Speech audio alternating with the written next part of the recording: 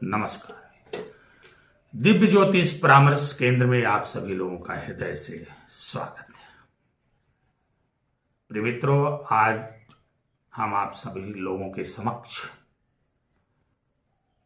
एक बहुत ही रोचक विषय लेकर के आए हुए हैं। आज हम आप सभी लोगों के समक्ष राहु के बारे में परिचर्चा करेंगे, राहु को समझने का प्रयास करेंगे।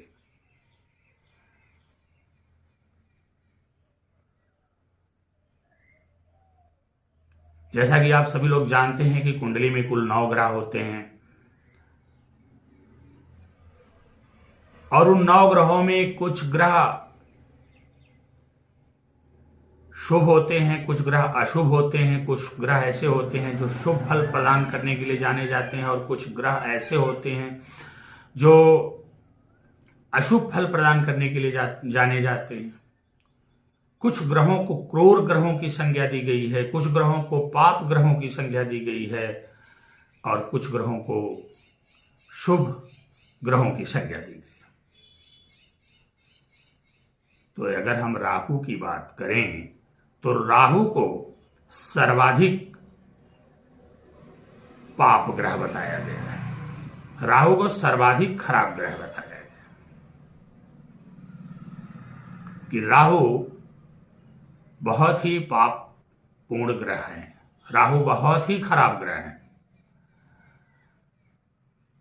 इसलिए जब हमारे जीवन में राहु की दशा अंतरदशा आती है और जब किसी ज्योतिषी के मुंह से हम सुनते हैं तो हम और आप सभी लोग बहुत ही बेचैन हो जाते हैं, घबरा जाते हैं, परेशान हो जाते हैं कि राहु तो पाप पूर्ण ग्रह हैं और अब इनकी दशा या अंतरदशा में हम फंस चुके हैं, तो कहीं ऐसा तो नहीं कि हमारा जीवन पूर्णतया डिस्टर्ब हो जाए, जीवन में हमें बहुत सारी दिक्कतों, समस्याओं, परेशानियों का सामना करना पड़े। तो जब भी राहु की दशा या अंतरदशा आती है हम लोग बहुत ही चिंतित हो जाते हैं, एक प्रकार से भयभीत हो जाते हैं, डर जाते हैं। लेकिन मेरा मानना है कि राहु की दशा या अंतरदशा आपके जीवन में आए या राहु आपकी कुंडली में किसी भी खाने में, किसी भी भाव में बैठा हो या किसी भी ग्रह में बैठा हो, वो आपको किस प्रकार का फल देंगे, इसका हमें विचार करने से पहले कम से कम राहु के बारे में तो जान लेना चाहिए। देखिए, जब तक हम किसी के बारे में सही से जानेंगे नहीं, तब तक उसके संदर्भ में हमारे द्वारा जो राय बनाई जाएगी, जो विचार बनाया जाएगा, निश्चित रूप से वो पूर्णतया सही नहीं होगा। तो राहु के संदर्भ में एक तरफ जहां ये राहु के बारे में कहा गया कि राहु जो है बहुत ही पाप पूर्ण ग्रह होते हैं, बहुत ही पापी ग्रह होते हैं, बहुत खराब फल प्रदान करते हैं, इनके अंदर बहुत सारी अशुभता होती है, राहु के संदर्भ में ये सारी बातें बताई गई। वहीं हमारे शास्त्रों में ये भी बताया गया कि राहु जिसके साथ होते हैं, यानी जिस ग्रह के साथ होते हैं, राहु जिसके साथ होते हैं उसके जैसा बर्ताव करने लगते हैं। अब यहां पर ध्यान देना है, अब राहु अगर शुभ ग्रह के साथ हैं, अच्छे ग्रह के साथ हैं तो अच्छा बर्ताव करने लगते हैं, और क्रूर ग्रह के साथ, पाप ग्रह के साथ हैं तो फिर क्रूरतापूर्ण और पापपूर्ण व्यवहार करने लगते हैं।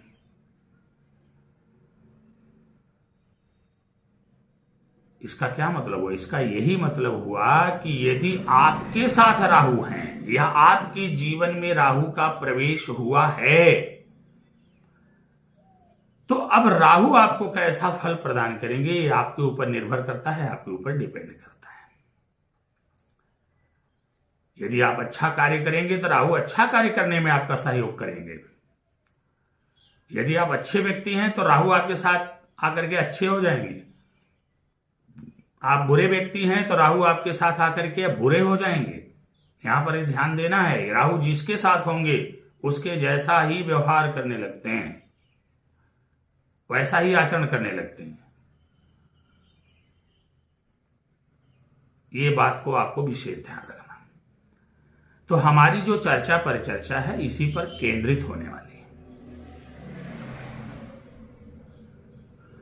आइए देखते हैं कि राहु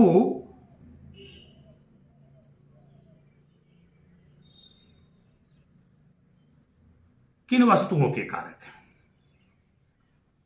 अर्थात किन वस्तुओं से राहु एक्टिवेट होते हैं, राहु सक्रिय होते हैं, किन बातों का राहु के ऊपर पॉजिटिव या निगेटिव असर होता है।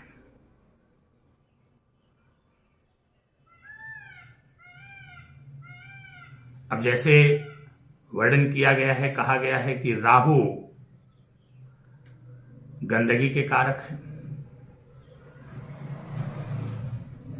राहु झूठ, फरेब और धोखे के कारक हैं,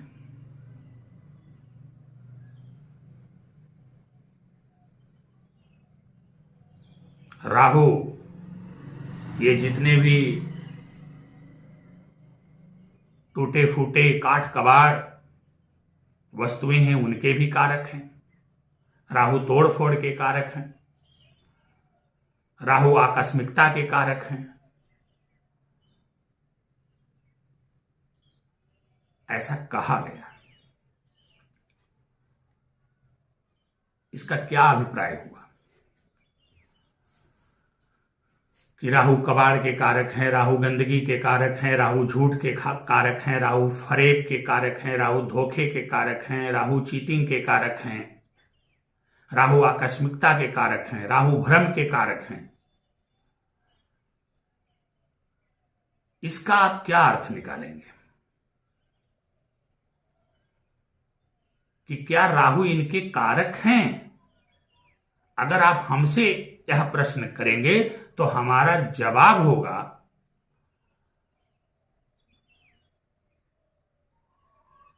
कि राहु इनके कारक नहीं है, इन्हीं कारकों की वजह से राहु पॉजिटिव और नेगेटिव होते हैं। इन्हीं कारकों की वजह से हमें राहु की पॉजिटिव और नेगेटिव एनर्जी मिलती है।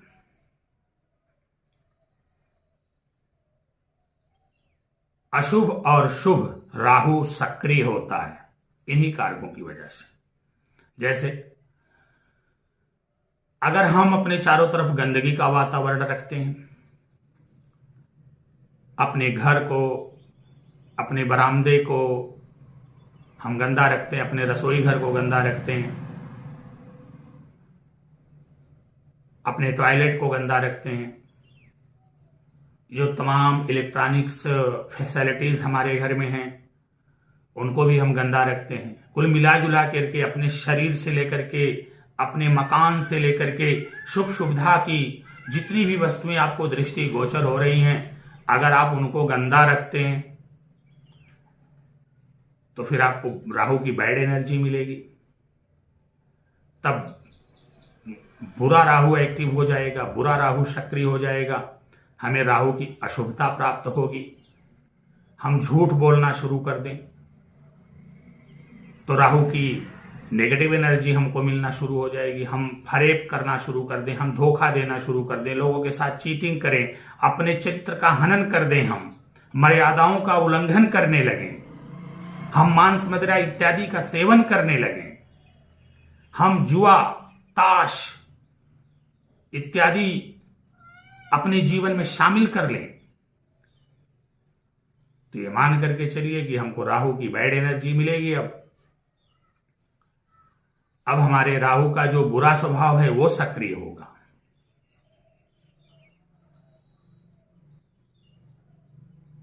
इसके उलट अगर इन्हीं चीजों को हम सही कर दें, हम अपने शरीर को स्वच्छ रखें, अपने मकान को स्वच्छ रखें, अपने घर में जितने भी सामान हैं, चाहे वो इलेक्ट्रॉनिक या नॉन इलेक्ट्रॉनिक जो भी सामान है, फर्नीचर्स हैं, सोफे हैं, इत्यादि इत्यादि, सारे सामानों को हम स्वच्छ रखें, हम झूठ ना बोलें, हम किसी के साथ फरेब ना करें, हम किसी को धोखा ना दें, हम किसी के साथ बेईमानी ना करें, अपने चरित्र का हनन ना करें, मर्यादाओं का उल्लंघन ना करें, शराब और मांस का सेवन ना करें, जुआ इत्यादि का प्रयोग ना करें अपने जीवन में।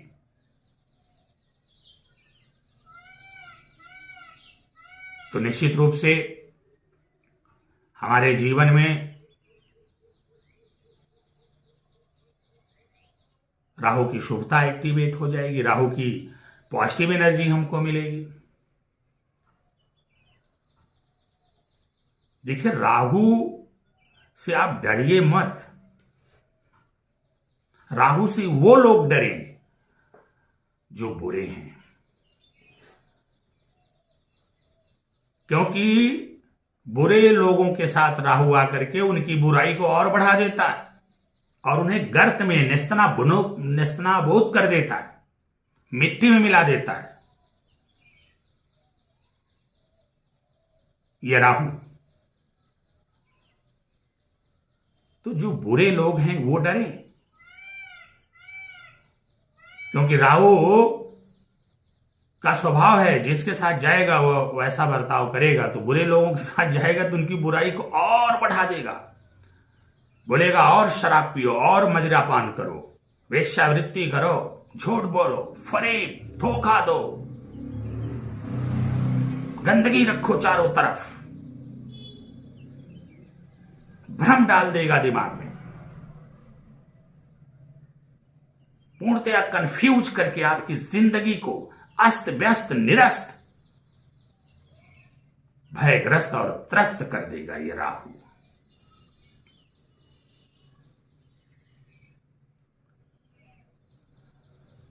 लेकिन यही राहु जब किसी अच्छे व्यक्ति के दशा या अंतरदशा में आता है वहां भी प्रयास करता है, क्योंकि इसका जो फंडामेंटल नेचर है, इसका जो मूल स्वभाव है, जो इसकी मूल प्रकृति है, वो तो हमारे शास्त्रों में बताया ही गया। इनको पाप ग्रह बोला ही गया, बुरा ग्रह बोला ही गया। कोई व्यक्ति बहुत अच्छा है, धर्मात्मा है, संत है, महात्मा है, ईमानदार है, सत्यवादी है, उसके भी जीवन में एक बार जब राहु प्रवेश करते हैं तो भ्रम पैदा करते, भ्रमात्मक स्थिति उत्पन्न करेंगे। एक बार तो वो आपको नेगेटिविटी की ओर लेके बढ़ने का प्रयास करेंगे ही करेंगे, लेकिन आप यदि धर्म और सत्कर्म से जुड़े रहे तो ये राहु आपके लिए इतने ज्यादा पॉजिटिव हो जाएंगे कि आप कभी कल्पना भी नहीं किए होंगे। राहु क्या है? राहु भौतिकता है, राहु आपकी चाह है, राहु आपके अंतर मन से निकलती हुई आह है, राहु आपकी इच्छाएं हैं, राहु आपकी ख्वाहिशें हैं, राहु राजनीति है, राहु कूटनीति है, राहु पॉलिटिक्स है, राहु भौतिकता के कारक है। आज की संपूर्ण दुनिया राहु के ही चंगुल में है। ये मोबाइल, ये लैपटॉप, ये टेलीविजन, ये सारी जो व्यवस्थाएं इलेक्ट्रिक और इलेक्ट्रॉनिक, सब राहु को रिलेट करती हैं, सब राहु से रिलेट करती हैं, सबके कारक राहु हैं। प्रिय मित्रों, यदि राहु आपके साथ सही बर्ताव करने लगे, और डिपेंड करेगा आपके बर्ताव पर, आप सही बर्ताव करेंगे तो ये राहु धीरे धीरे आपके जैसा बर्ताव करने लगेंगे। और राहु एक बार अगर आपके जीवन में सही बर्ताव करने लग जाए, सही हो जाए, तो जितनी चीजें हमने गिनाया आपको पल भर में ला करके दे देंगे। भौतिक जगत की जो तमाम प्रकार की सुख सुविधाएं सब राहु देंगे। राजनीति के क्षेत्र में आपको उच्चतम शिखर पर ले जाएंगे राहु। आपको जबरदस्त कूटनीतिज्ञ, जबरदस्त राजनीतिज्ञ बनाएंगे ये राहु।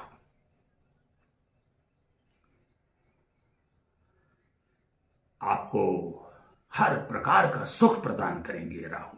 लेकिन ध्यान रखना है, जैसा कि मैंने प्रारंभ में ही चर्चा किया कि राहु जिसके साथ होते हैं उसी के जैसा बर्ताव करने लगते हैं। तो यदि राहु आपकी कुंडली में हैं, उनकी दशा अंतरदशा चल रही है, तो आप परेशान मत होइए।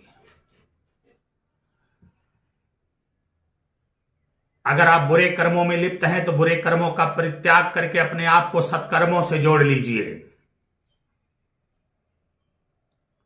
धीरे धीरे राहु आपके लिए पॉजिटिव हो जाएंगे और आपको अच्छा परिणाम देंगे। और यदि राहु की दशा या अंतरदशा आई और आपने अपने आप को सत्कर्म से नहीं जोड़ा, बुरे कर्म में ही लगे रहे, तो बुरे कर्म को इस लेवल तक लेकर के राहु जाएंगे कि आपको पूर्णतया मिट्टी में मिला देंगे। तो हमेशा इस बात का ध्यान रखना चाहिए कि जब भी राहु का प्रभाव आपके जीवन में आए, आपको अपने चारों तरफ साफ सफाई रखनी चाहिए। रसोई घर को साफ सुथरा रखना चाहिए, घर आंगन को साफ सुथरा रखना चाहिए, बाथरूम को साफ सुथरा रखना चाहिए। इलेक्ट्रिक, इलेक्ट्रॉनिक जितने भी सामान है सबकी साफ सफाई होनी चाहिए। फर्नीचर इत्यादि जो भी है, खिड़कियों की कांच, कहीं भी कोई धूल मिट्टी इत्यादि नहीं होनी चाहिए। झूठ से बचिए, किसी को धोखा मत दीजिए, फरेब मत करिए, किसी के साथ बेईमानी मत करिए, अन्याय मत करिए, मदिरा पान और वेश्यावृत्ति मत करिए, मांसाहार मत करिए। भगवान की आराधना करिए, मां सरस्वती की आराधना करिए, अध्ययन करिए,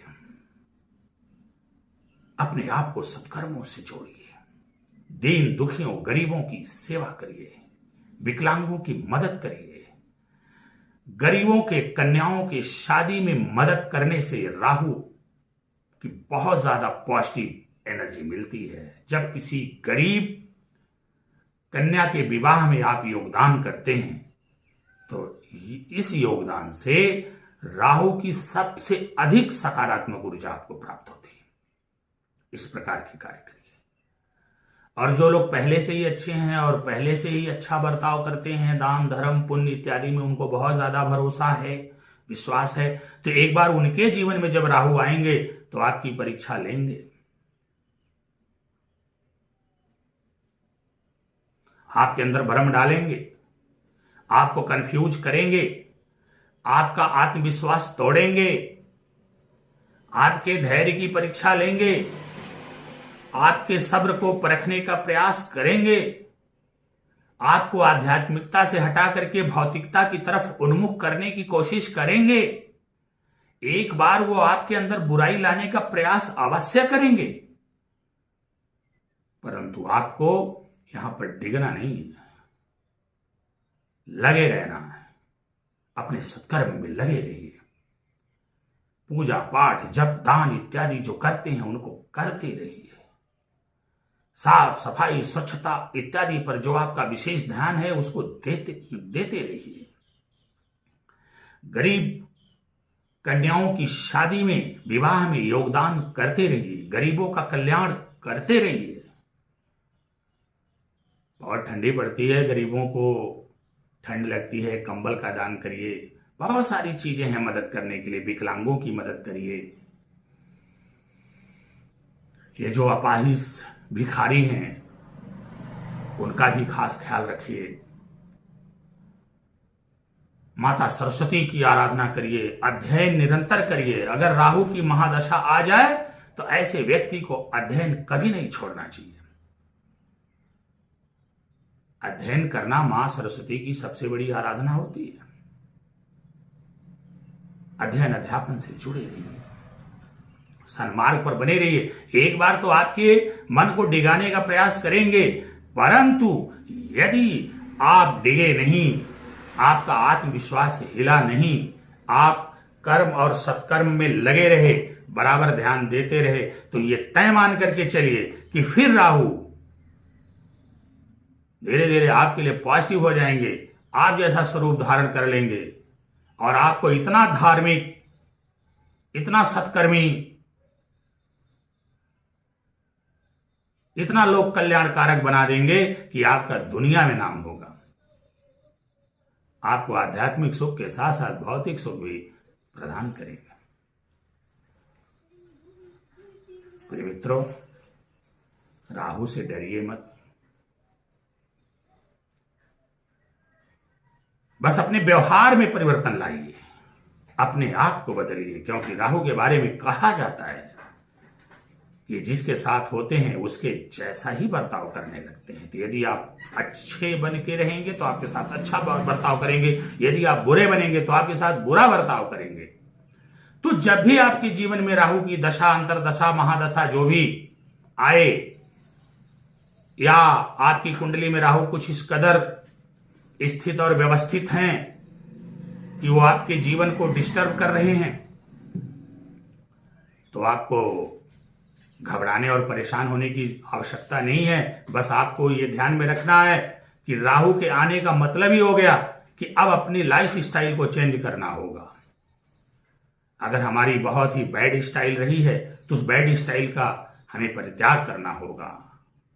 हमें साफ सफाई पर विशेष ध्यान देना होगा, हमें स्वच्छता पर ध्यान देना होगा, हमें झूठ नहीं बोलना होगा, शराब, मांस इत्यादि का परहेज करना होगा, परित्याग करना होगा, जुए इत्यादि से बचना होगा, वेश्यावृत्ति से बचना होगा, अपने चरित्र को ऊंचा बनाकर रखना होगा, गरीबों का कल्याण करना होगा, लोक कल्याण करना होगा, हमें अध्ययन करना होगा, अध्ययनशील बनना होगा, मां सरस्वती की आराधना करनी होगी, गरीब कन्याओं की शादी में मदद करना होगा, हमें अपने घर के सभी सामानों को साफ सुथरा रखना होगा, हमें किसी के साथ धोखा नहीं करना है, हमें फरेब नहीं करना है, हमें किसी के साथ चीटिंग नहीं करनी है, हमें किसी का हक नहीं मारना है, हमें अन्याय नहीं करना, हमें न्याय पर चलना है।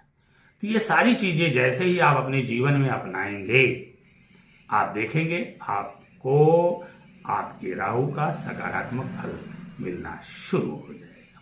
प्रिय मित्रों, आशा करते हैं कि आप हमारी बातों का श्रवण करके राहु के बुरे प्रभाव से बचने का प्रयास अवश्य करेंगे, राहु की सकारात्मक ऊर्जा लेंगे और आध्यात्मिक सुख के साथ साथ भौतिक सुख का भी आनंद प्राप्त करेंगे। आज हमने राहु की चर्चा किया, कल हम केतु की चर्चा करेंगे।